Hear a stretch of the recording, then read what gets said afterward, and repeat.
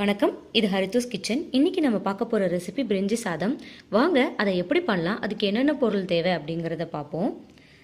Jeera rice 1 cup, 2 வெங்காயம் medium size 1, small size 1 எடுத்திருக்கேன், தக்காளி 1, 3 பச்சை மிளகாய், இஞ்சி பூண்டு பேஸ்ட்டு 1 டீஸ்பூன், தேங்காய்பால் 1 கப்பு, தண்ணி 1 கப்பு, தாளிக்கிறதுக்கு எண்ணெய் 2 டேபிள் ஸ்பூன், சோம்பு 1/2 டீஸ்பூன், ஒரு பிரிஞ்சியில் எடுத்து இந்த மாதிரி உடச்சி வச்சுருக்கேன், பட்டை ஒரு 1.5 இன்ச் பீஸு, லவங்கம் 3, ஏலக்காய் 1, நெய் ஒரு 3 டீஸ்பூன், கையளவு கொத்தமல்லி தலையை எடுத்து கழுவிட்டு நறுக்கி வச்சுருக்கேன், உப்பு தேவையான அளவுக்கு. வாங்க இதை எப்படி பண்ணலாம் அப்படிங்கிறத பார்ப்போம். ரைஸை கழுவிட்டு 20 நிமிஷம் தண்ணியில் ஊற வைக்க போகிறேன். அதுக்குள்ளே வெங்காயம், தக்காளி, பச்சை மிளகாய் இதை கட் பண்ணி வச்சுக்கிறேன். அரிசி ஊற வச்சு 10 நிமிஷம் ஆயிடுச்சு. நான் அதுக்குள்ளே வெங்காயம், தக்காளி இதெல்லாம் தாளிச்சிட்டேன் அப்படின்னாக்கா அரிசி எடுத்து போட்டுக்கலாம். ஃபஸ்ட்டு நான் எண்ணெயை சேர்த்துக்கிறேன்.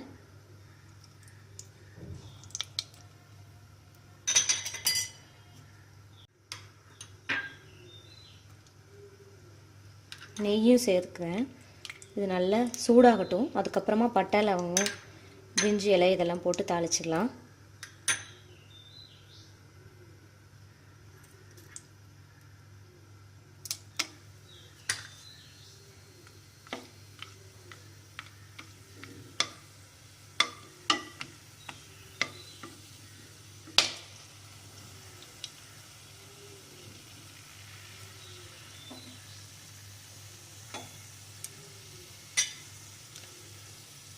சோம்பு போடுறேன். அது டக்குன்னு கருத்துரும், அதனால் சிம்மில் வச்சுட்டேன்.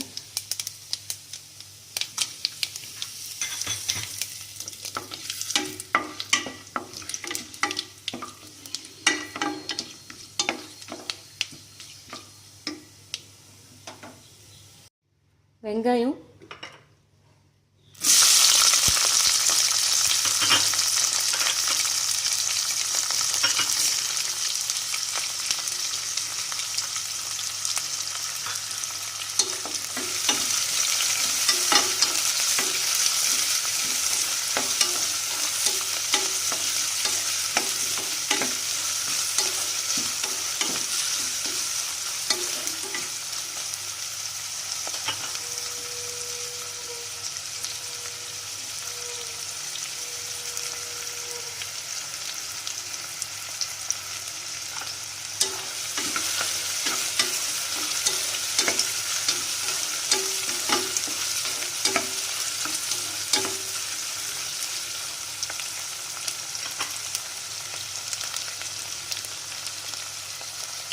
இது கூட இஞ்சி பூண்டு பேஸ்ட்டு சேர்த்துக்கிறேன்.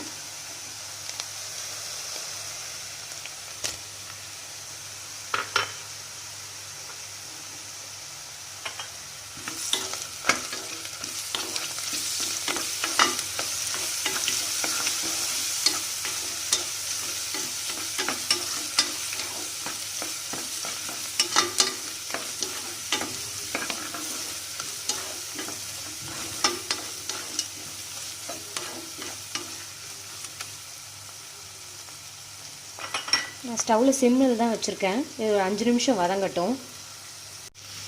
ஒரு 5 நிமிஷம் ஆயிடுச்சு.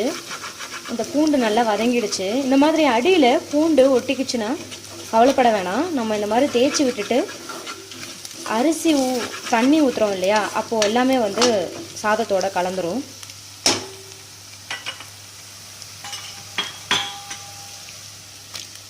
பச்சை மிளகாய்,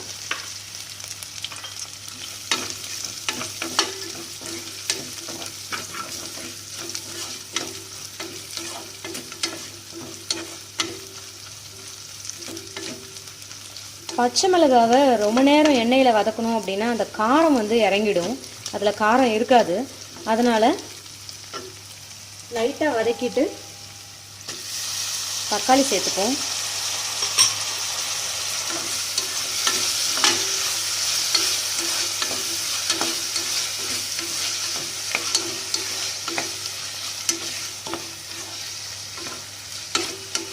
தக்காளி நல்லா குழையட்டும்.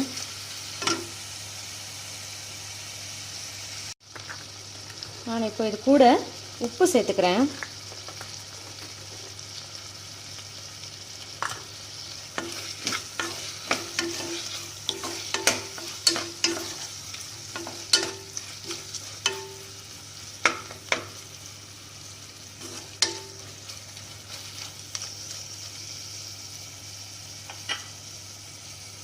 சிம்மில் வச்சு தக்காளியை வேக விடுங்க. அப்போ தான் இது நல்லா வெந்து அந்த வெங்காயத்து கூட நல்லா வெந்துடும்.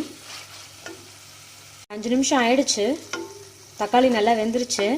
இது கூட நான் கொத்தமல்லி தழையை சேர்த்துக்கிறேன்.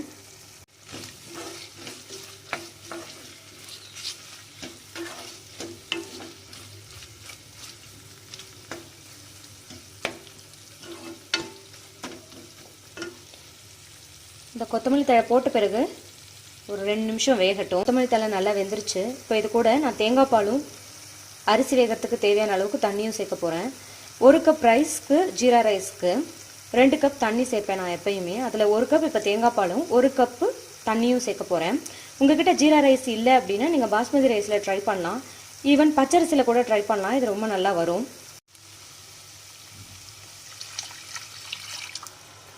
1 கப் தேங்காய் பால் சேர்த்துட்டேன். 1 கப் தண்ணி சேர்த்துக்கிறேன். இதில் நான் 1 கப் தண்ணியும் 1 கப் தேங்காய் பாலும் சேர்த்துருக்கேன். இது நல்லா கொதித்து வரட்டும். இப்போ கூட நீங்கள் உப்பு டேஸ்ட் பண்ணி பார்த்துட்டு தேவையான அளவுக்கு உப்பு சேர்த்துக்கலாம். கொதிக்க ஆரம்பிச்சிருச்சு. நான் இப்போது அரிசி ஊற வச்சு எடுத்து வச்சுருக்க அரிசியை போட்டுக்கிறேன். நான் அந்த 1 கப் தண்ணி இந்த ஊற வச்ச அரிசியை வடிகட்டுறது இருக்கு இல்லையா, அதை தான் யூஸ் பண்ணியிருக்கேன். அரிசி போட்ட பிறகு ஒரு கொதி வந்துட்டுருக்கு. இப்போ நான் இதை க்ளோஸ் பண்ணி வைக்க போகிறேன். ஒரு விசில் வந்த உடனே 5 நிமிஷம் சிம்மில் வச்சு ஆஃப் பண்ணிடுவேன். ஒரு விசில் விட்டு 5 நிமிஷம் சிம்மில் வச்சு ஆஃப் பண்ணிட்டேன். அப்புறம் ஸ்டீம் போனவுடனே இப்போ ஓப்பன் பண்ணியிருக்கேன். இங்கே பாருங்கள், நல்லா வெந்துருச்சு. பிரிஞ்சி சாதம் ரெடி ஆயிடுச்சு. இதை தயிர் பச்சடி, சிக்கன், மட்டன் கிரேவிஸ் இது கூடலாம் சாப்பிட்டா ரொம்ப நல்லாயிருக்கும்.